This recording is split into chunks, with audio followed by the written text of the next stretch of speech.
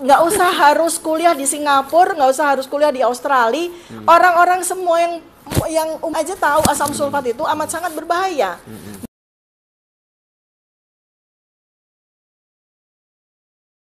Orang ini, Gibran Rakabuming ini kan menjadi cawapres nih, betul, ya kan? Ya kalau izin Allah dia jadi wapres nih. Nah, kalau seperti itu, apalagi dia mewakili generasi milenial, dia tidak punya persoalan pada ekonomi orang tuanya, artinya orang tuanya juga mestinya sanggup untuk memberikan kepada dia pendidikan terbaik, ya kan? Nah, mestinya kan ditempuh seperti itu, ya kan? Artinya ya dia SD dengan normal, SMP dengan normal, SMA dengan normal, sehingga nggak usah harus cari suket, surat keterangan setara yang kemudian dia dapat SMK, lalu kemudian universitasnya pun juga yang jelas, bukan sebuah lembaga pemberi gelar, ya, yang bekerja sama dengan universitas. Malangnya lembaga itu sekarang udah putus kerjasama dengan universitas tersebut. Nah, itu kan merepotkan sekali ya. Nah, kalau kita melihat orang itu memang memiliki tingkat kognitif yang cukup, memiliki tingkat intelektualitas yang cukup, gampangannya cerdas, ya, pasti dia akan menempuh pendidikan yang normal.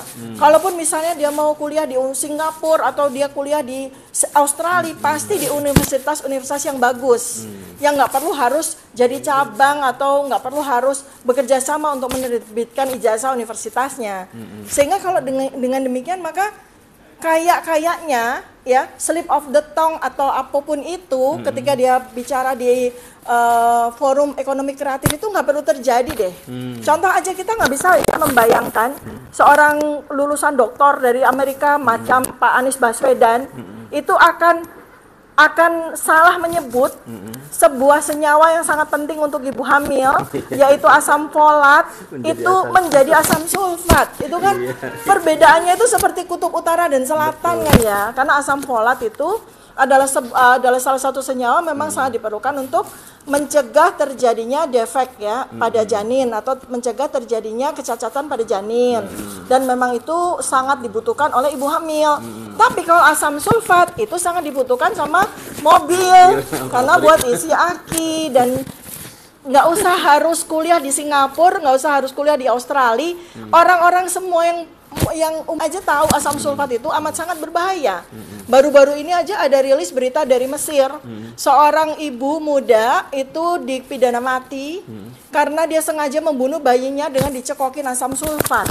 Bayangkan aja apa yang terjadi seandainya rakyat kita yang kita tahu ya latar belakang pendidikannya itu sebagian itu tidak terlalu tinggi, kemudian dia ngefans sama cawapres ini, dan dia melihat oh ternyata sekarang ganti gitu loh, ternyata bukan asam folat lagi yang bagus buat ibu hamil, ternyata asam sulfat.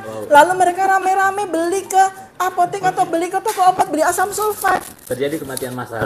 Lalu mereka juga bilang si apotekernya atau petugas di situ, Bu jangan beli asam sulfat, itu bahaya buat ibu. Loh enggak, orang cawapres saya bilang bukan asam folat tapi asam sulfat loh.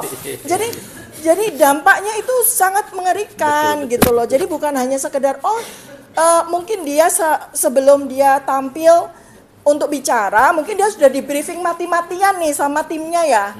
Mas Gibran tuh di briefing mati-matian. Mas, asam folat, ulang, asam folat. Ulang lagi Mas, asam folat. Asam folat. Begitu di panggung, asam sulfat. Nah, itu ya, mohon maaf nih, ini menunjukkan kapasitas intelektualitas, kapasitas kognitif gitu loh. Jadi ini bahaya banget nih, dan nggak bisa cuma diluruskan dengan bilang oh salah ngomong atau apa. Oh salah ngomong ya, seperti dia dengan enteng seperti itu.